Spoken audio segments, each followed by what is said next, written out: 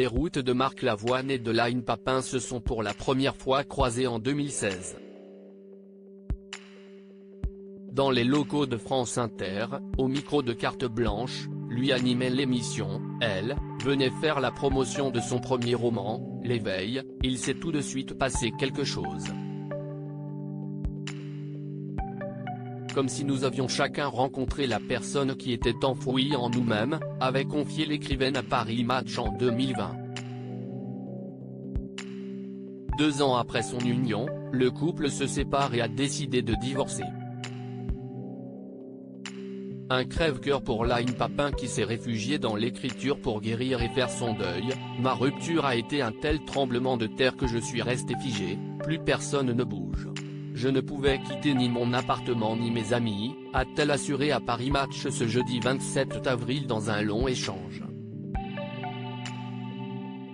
Je me suis marié à 24 ans, j'ai divorcé à 25 ans, j'ai fait une fausse couche à 24 ans, j'ai avorté à 25 ans, je vis seul à 26 ans. L'avenir est silencieux. Il s'est tapi dans les buissons. Il ne promet rien, avait confié la romancière dans ses poèmes titrés N degré Nouvelle Vie. À la suite de sa séparation avec Marc Lavoine, le premier réflexe de Line Papin a été de penser ses blessures en couchant son histoire dans un carnet intitulé Après l'amour. Je ne raconte pas ma rupture, mais le cheminement du deuil exploré sur une année. L'écriture m'a permis de sculpter mon chagrin, a expliqué la jeune femme à Paris Match.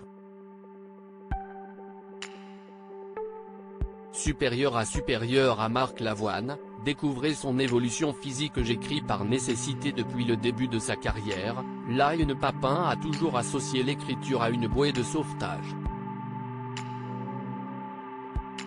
De son séjour à l'hôpital où elle a été prise en charge pour son anorexie lorsqu'elle avait 16 ans, Line Papin y a esquissé les lignes de son premier roman. Je n'écris pas pour être lu, pour la presse ou pour le succès, j'écris par nécessité, a-t-elle affirmé à Paris Match. Aujourd'hui, Line Papin a repris sa plume pour surmonter sa peine de cœur à travers son recueil de poèmes intitulé Après l'amour. À la dernière page, j'ai eu la sensation que mon deuil était terminé. C'était la fin de mon manuel de survie.